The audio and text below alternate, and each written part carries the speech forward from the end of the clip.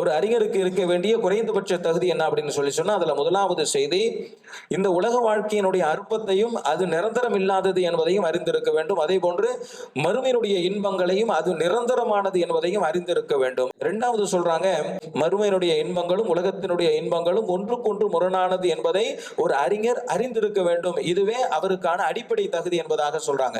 எந்த மாதிரி ரெண்டும் ஒன்றுக்கொன்று முரணானது அப்படின்னு சொன்னா, முதலாவது மறுமையும் உலகமும் இரண்டு சக்களத்திகளை போன்று ஒன்றை திருப்திப்படுத்தினால் இன்னொன்று கோபித்துக் கொள்ளும். இது முதலாவது. இரண்டாவது சொல்றாங்க, இந்த இரண்டும் ஒரு தராசில் இருக்கக்கூடிய இரண்டு தட்டுகளை போன்று, ஒன்று கீழே இறங்கினால் இன்னொன்று மேலே செல்லும், இன்னொன்று கீழே இறங்கினால் இது மேலே செல்லும் என்பதாக இமாம் கசாலி ரஹ்மத்துல்லாஹி அவங்க சொல்றாங்க. மூணாவது சொல்றாங்க, உலகமும் மறுமையும் கிழக்கையும் மேற்கையும் போன்றவை, ஒன்றை நெருங்கி சென்றால் இன்னொன்று தூரமாகி கொண்டே செல்லும் என்பதாக சொல்றாங்க.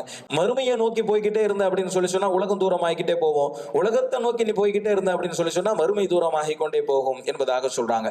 நாலாவது ஒண்ணு சொல்றாங்க, மறுமையும் உலகமும் எப்படிப்பட்டது என்று சொன்னால், நிரப்பப்பட்ட ஒரு பாத்திரத்தை போன்று, இன்னொரு பாத்திரத்தில் நீ எவ்வளவு ஊற்றுகிறாயோ அவ்வளவு தூரம் அந்த பாத்திரம் காலியாகி கொண்டே போகும் என்பதாக இமாம் அவங்க சொல்றாங்க. அப்படிதான் ஒரு பாத்திரத்திலிருந்து தண்ணீரை இன்னொரு பாத்திரத்தில் ஊற்றினால் எவ்வளவுக்கு எவ்வளவு இது நிரம்புகிறதோ அவ்வளவுக்கு அவ்வளவு அது காலியாகி கொண்டே போகும். இதுதான் மறுமைக்கும் உலகத்திற்கும் உண்டான உதாரணம் என்பதாக சொல்றாங்க. அப்போ இந்த ரெண்டுமே ஒன்றுக்கு ஒன்று முரண்பட்டவை அப்படிங்கிறதுக்கு இந்த 4 உதாரணங்களை நம்மளுக்கு சொல்றாங்க. இந்த மேலுள்ள விஷயங்களை அறிந்து கொள்ளாத ஒருவர் எப்படி அறிஞராக இருக்க முடியும் அப்படின்னு கேட்டுட்டு ஒரு 4 கேள்வி கேட்கிறாங்க. அதுல முதலாவது கேள்வி என்ன அப்படின்னு சொன்னா, துன்பங்கள் நிறைந்திருக்கக்கூடிய, இன்பங்கள் மறைந்திருக்கக்கூடிய, இறுதியில் அழிந்து போகக்கூடிய இந்த உலகத்தினுடைய அற்பத்தனத்தை உணராத ஒருவன் புத்தி கெட்டவனாகத்தான் இருக்க முடியும். நமது கண் முன்னே காணக்கூடிய காட்சிகளும் நம்முடைய அனுபவங்களும் இதை மேலும் மேலும் உறுதிப்படுத்தி கொண்டே இருக்கிற போது புத்தி கெட்ட ஒருவன் எப்படி அறிஞராக இருக்க முடியும் என்பதாக கேட்கிறாங்க. இரண்டாவது கேள்வியை கேட்கிறாங்க, மறுமையினுடைய மகத்துவத்தையும் அதனுடைய நிரந்தர தன்மையையும் நம்பாத ஒருவன் ஈமான் இல்லாதவனாகத்தான் இருக்க முடியும். ஈமான் இல்லாத ஒருவன் எப்படி அறிஞராக இருக்க முடியும் என்பதாக இரண்டாவது கேள்வியை கேட்கிறாங்க.